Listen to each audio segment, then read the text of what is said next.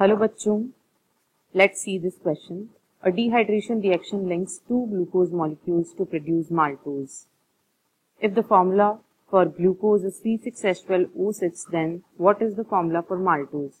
Option A, C12H24O12, option B, C12H22O11, option C, C12H24O11, option D, C12H20O10.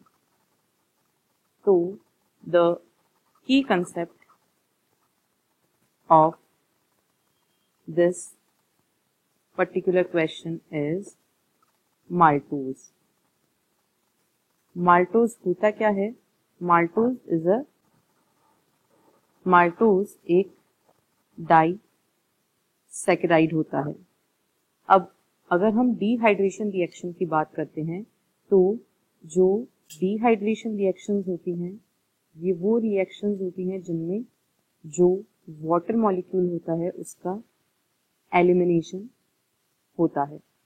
अब यहाँ पर हमें क्वेश्चन में दिया है कि जो दो ग्लूकोज मॉलिक्यूल्स होते हैं उनके डिहाइड्रेशन रिएक्शन से माल्टोज का फॉर्मेशन होता है. तो अब अगर हम दो ग्लूकोज मॉलिक्यूल्स के बीच में डिहाइड्रेशन रिएक्शन की बात करते हैं तो जो ग्लूकोज का फॉर्मूला है दैट इज C6H12O6 और यहाँ पर C6H12O6 की जब रिएक्शन इसी मॉलिक्यूल से होती है डिहाइड्रेशन रिएक्शन तो यहाँ पर एक वाटर मॉलिक्यूल का एलिमिनेशन, यहाँ पर डिहाइड्रेशन रिएक्शन से एक वाटर मॉलिक्यूल यानी कि H2O का एलिमिनेशन होता है. तो जो 24H यहाँ पर थे उनमें से 2 हाइड्रोजन निकल जाएंगे वाटर में तो 22 हाइड्रोजन बच जाएंगे और एक ऑक्सीजन एलिमिनेट होगा तो 6 + 5 दैट इज 11. तो जो फॉर्मूला होगा माल्टोज का दैट इज C12H22O11. अगर हम ऑप्शंस को देखें तो यहाँ पर जो ऑप्शन डी है दैट इज करेक्ट.